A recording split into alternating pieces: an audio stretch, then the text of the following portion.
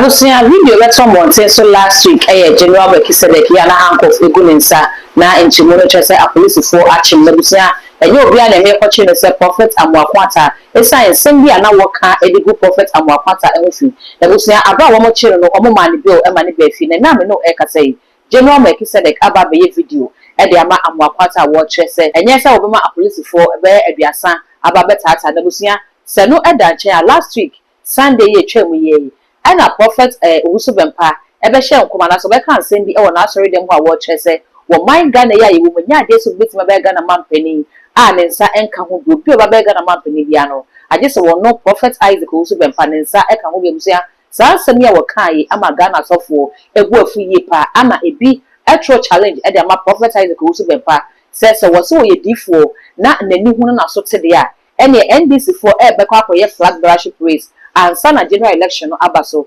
intene agro ene from womra bonten na womra trese NDC for flag bearership race e mbakwa koyi ni pass mesi anase wo benten ene bedi mu nkunim se flag bearer and sample ena general election de Ghana nim se the 2028 abato no eno kra edu so na eno na Ghana for e bi trese prophet Isaac Owusu Bempah wanka se oyi flag bearer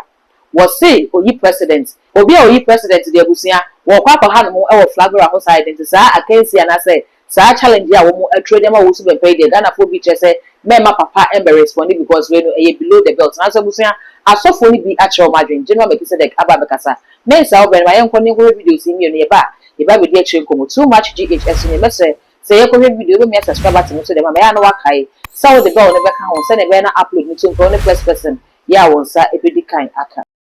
Amoako Attah ebrei na onya sika anka onkofa apusi for maako 30 emba me so say defamation of character na emi say brofo eye the word defamatory ana defamation on tiasia obi ka semgu ohu fia okọ court no wakoje nsaman krata na ade abre no ana court abe serve no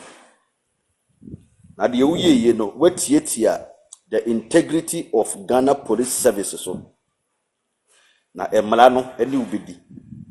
because we mu Ghana emla no Owusu Bempah so ani age ene ne nkwala no ne bloggers no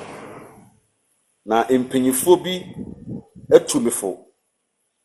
ene mi akasa efa mo ho nti there's no need say mi video so kura no mo picture ebeba so ana mo din kura ebeba dan manum bet me yesa video we ama madofo ana omo a epe nokore atie no ehun say de wo yeye no watietia Ghana emla so wo se wo free Christosum a within 10 days ubegu Christosum sakasa we eye abususem kasa anka krobi so a anka wason na nke betum enyo na wo ye bibi abanisa wo se obi wu a okọ eba bible so se etwase onipa wu kro no wu na chi na atemuo ewo ho nti won nsam a wo ka no eni nyame asem no which is which na me be kan say ya tron kire a wo de approach for tata me wona mo na string course frefrew nti wona ugu sika wo de akofa approach for maako 30 me nko a Amoako Attah hwe bibi ye o obi so sole aron so akogina na ason dem me na misi president munhwe niam ye o na nyamesom no ye nipa bedua bia na obetwa bedi besi ha yesan se empanyifo aso asebenum na obi kasa tia obi a ya chi ne tum agigi ne phones 3 days na ebi kura ni mse ebi a wo Amoako Attah no wa bie wo Ghana police service separate private and adu omo den ye adwuma min kasa bebre onyankopon enhyira bloggers so eye eko na ba unkogi sika ansa na waka ensem afa obi ho enti wasem bia woka bia no eye no kretrodo. Good man Benjamin ever blessing yankopon hyira wo ye bopa ne ya anka wo anka ya magusika bebre aka ensem bia enim ato enkonfo bi so yankopon hyira wo na adwuma pa wo ye nemom se wutwa obi picture na enye ono will na wo de ko to social media enipa bia o de sa picture no ekoto ne platform so no court etimi siw no munimu ameka kire mo wa wuni mra no suamra se police ensa wo ade a Amoako Attah ye na anka police ne be issue a statement ede wo mu a logo ede ato ho say general kan assembly say inti approach for action no we dia mo ana wo TV station na asebe wo mu ni adwuma ye no na wo de meme picture de ma wo mu o mu nse midin na ye se midin no anko ye se makobokro no meni obi yire makofa obi yire makoya kwankyere boni bi akogi obi sika na embom me kokan se o kyerɛkyerɛ eye atoro enkyerɛkyerɛ na oba setafre so de sebi abususem kasa se yenya si no korakwan mu no obi atimi nkan ya no ntu da ye begyira nyame asɛm so aka no kora no etimu a mo de picture toto mu social media no mo mane na hɔ na ebre ne beso because nipa na wo twa picture no ana o video ye no mumbisa ne se edie na post fo aka ede ya kyerɛ no kosoma ne na hɔ unya de koto hɔ no so no ya twena dade ato nti wo ka no mu yifiri okra ɛwɔ hɔ na emmra ne duwa emmra no ekyewa ana be hu se yemfa camera ensi obi so entwa no mfoni emfa meto abonten breko a o ma ho kwan bidi the general King Melchizedek obetimi aframe the gospel defender, knowing the truth and the truth shall set you free. No kura mekenti no nkotu asika ma obia o ne so mpanyifo enyina sa asem wesi so ansete example a obi nya sika bia obekwa kofa posifo akotieti ya nkrofo bi efa ahodie so nipa bebregu cell nipa bebregu prison onye bone nenso obi esika onyaye no wama ya chena tunkwa oni kamafo na saa kwan we abia mame akwanja we abeto amame se minhye foundation bi ase ye fe no Melchizedek foundation na Melchizedek foundation no obi a oni kamafo ne ya chena tun na odibim no saa foto na yebo no ye be peloyes na omaka omasem e de ama wo mo ntimi mashasi ya meye etimakonima police station e de ayeyede kakra e de akoma wo mo Medi de nana Beneza na na TikTok na mkoto video bia Reverend Owusu Bempah enrechi ya ene 17th March 2026 got to video why and French said or sign a throw challenge so be any Ghana and for the whole world what being sing or no Reverend Owusu Bempah next only the Danny day na challenge na no Reverend Owusu Bempah me did nana Beneza ye person me can say so also what being nana Beneza me so musima be also when Owusi him o man payime akunya una Owusi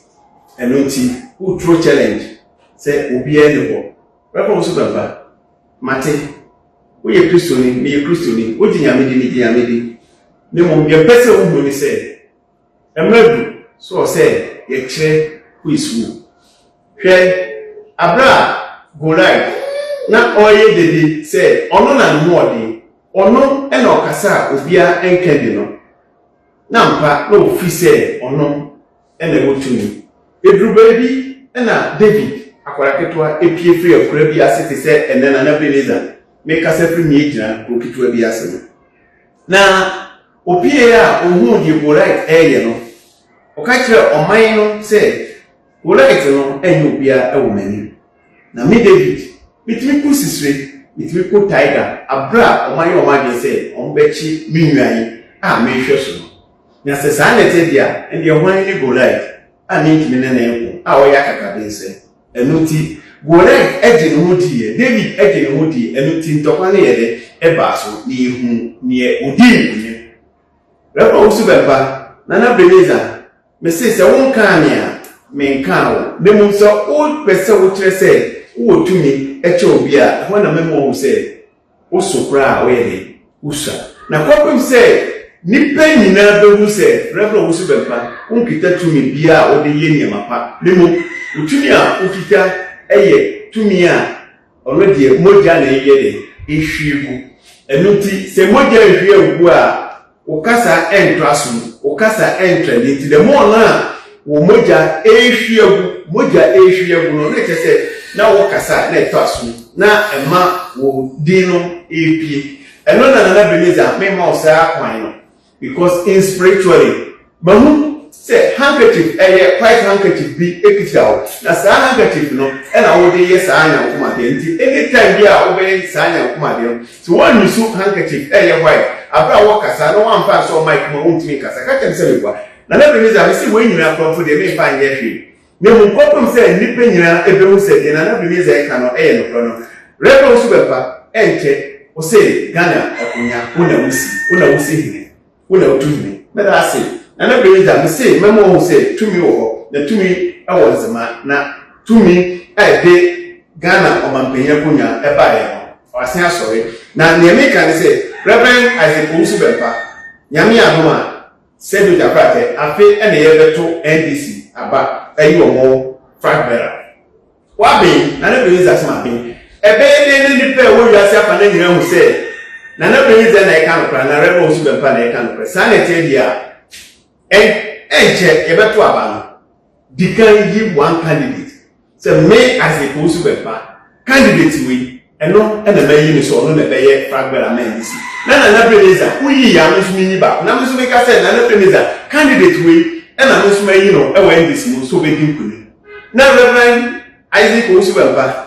yen lu se ebeto abano be wie ni enhwe hwan no be wie na yasa fa na nyina enjaade mesro kase sa challenge we am dey ma won obedoje no so if you say so wo doje a dey make tell gasa fa na nyina say woni tumi bia wo tumi akuta eye wo ye hwegu tumi na true sa handkerchief na akuta nya me pese me bi ni ma bebre so na Reverend Owusu Bempah ko kan abeka ye wo bi ye sunsun no ye mfa nya nyama bonu ye ye nyama papa enunti dani de na ye kan sama ye kan sempa and the good nipa bra boss. One say na Beleza ma she come say obi fie ga she. One say me kasa anye obi be wuni say nyama no. Until say ye beka chem say ko na no kronpo no say bisa wa kwanje. Na Reverend Owusu Bempah e dey na e koso inti me peto we me pe excuse bia. Nye me kan say nyame adoma ye beto NDC for aba aye fragbera. Ji candidate ba ko na Beleza mini ba ko. Na yehwe at long last you be with promise eye fragbera na ewiasa fananya ehu ni wa be e no challenge with the mouth next guy e na ma be we obi anu ho na Beleza me say me chen na we need to media it is also what me ye hia and also no o see make sure say TV stations UTV Adult TV NDTV Onua TV big TV stations e kwa chi bloggers nina beba be witness because we say here the press conference dem obia hu say BBC na ekoso nipa we na Beleza Reverend Owusu Bempah eyiye ono so eyiye afa na iyasa fa na nyina hu ye okita tumi enunti we throw challenge ma say here go right man no kwan na David ene no betia no na na Ebenezer